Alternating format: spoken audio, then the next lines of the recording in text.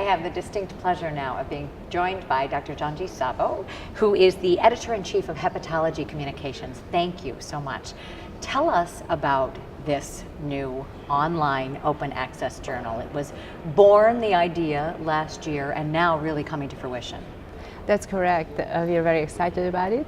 This new journal, Hepatology Communications, represents a new member of the AASLD publication repertoire that was conceived with the concept that hepatology, our flagship journal, is very competitive, and only about 10% of submitted manuscripts get accepted in hepatology, leaving the 90% of potentially very strong publications without a home. And the idea is that AASLD now will have this open access online journal that hopefully is going to provide a platform for publication of really high quality manuscripts and research in basic clinical and translational sciences in hepatology. And you've already had some tremendous submissions. We're very excited. The online submission site opened about 5 weeks ago, and up to today we have 22 submissions.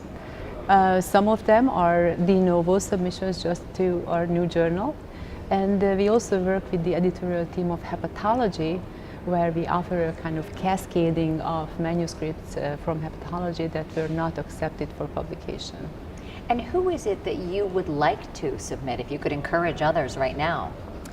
I think this is an opportunity for anyone who has new and exciting research in the area of hepatology. And the journal again focuses on research, whether it's basic, translational, or clinical research. And in fact, in the spectrum of translational research, we also are focusing and interested in patient-oriented research and even global implications of research. So that is going to be somewhat distinguishing from the existing other journals. Let's talk about those other journals and how Hepatology Communications really relates to the other AASLD journals. Well, this is the kind of going to be the newborn of the family, if you will. And we really hope that this journal is going to take on. We expect that it's going to take about 3 years to get an impact factor for this journal. That's kind of the natural evolution of any new journals.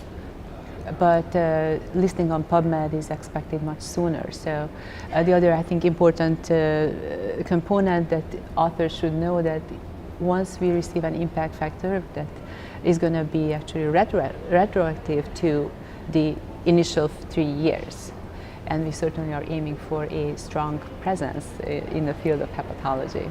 So exciting stuff. When can we expect the first edition?